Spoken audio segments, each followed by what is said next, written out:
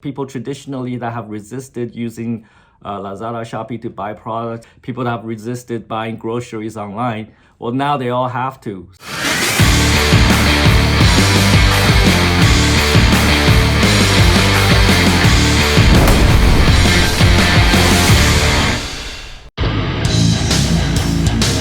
Wozniak here, Tom Pang. I hope your YouTube channel is going well. If you have skills in one area, it's important to pay attention to the other disciplines that make a business successful. Marketing and business itself, just wanting to be successful and make money so you can live forever. I wish you luck. My name is Tom. I actually have been on the ground in Vietnam for the last 10 years. And in the last 5 years, I've been in the e-commerce business operating in e-commerce. Today, we provide sales enablement platforms similar to Shopify in Vietnam. This is what the market needs right now, especially during COVID. We have about 200 employees and we're growing pretty quickly. We'll talk a little bit about that as well. So first of all, I want to talk about the current situation in Vietnam. So last year, we really had no impact from COVID due to good government policies and just general awareness about what to do during a pandemic. Vietnam has pretty much not suffered during last year, during the pandemic. But just very recently, in the last 2 months, unfortunately, finally we're being affected. There's about 8,000 new COVID cases every single day, and that trend is increasing. So that has prompted the government to lock down the major two metropolises, Ho Chi Minh City and Hanoi and rest of the country. So as of today, it's actually very, very difficult to travel to work. Most people are required to stay at home, not allowed to go out. And if you go out, there's multiple police blockade and they will ask you a lot of questions. They'll send you back home.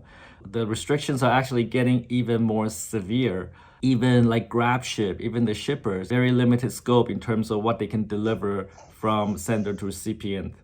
We expect the lockdown to extend because of the rising cases. So there's really no end in sight. This could go on for quite a while. The business and job impact is also very severe. If you manage to go out, you'll see that almost every business is closed.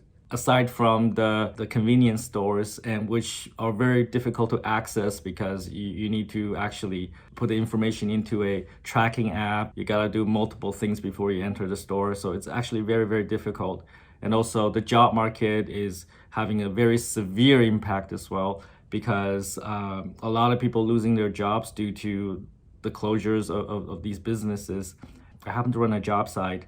I saw a huge increase in new members in my group. So currently we have about 200,000 members in my job group, and we're seeing like 4,000 or 5,000 new members every day. It's the sign of the times. You can see that the impact of this latest wave of COVID, how it's affecting businesses and jobs. But how does that impact e-commerce? Of course, Vietnam is already going in the direction of adopting e-commerce. A lot of businesses are already thinking about digitizing their business, how to go from an offline model to an online model, O2O.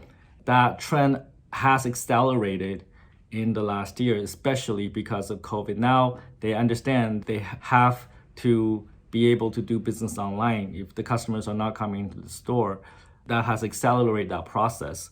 Last year was pretty good. It was very good for my business. We grew about 10 times.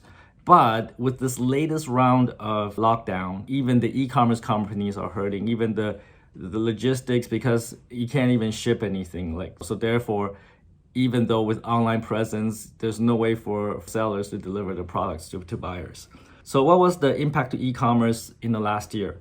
Well, definitely increased use. We saw overall increased use of online platforms. And also a lot of new users. So people traditionally that have resisted using Lazada, Shopee to buy products, people that have traditionally resisted using GrabShip to deliver and ship products, people that have resisted buying groceries online, well, now they all have to. Even me, for a little while, I have to buy groceries, I have to buy food through an app. I never did that before, so I was one of those new users. But the very recent lockdowns preventing any kind of shipment, that basically curtailed those businesses as well. So that's the current situation in Vietnam with regard to COVID-19.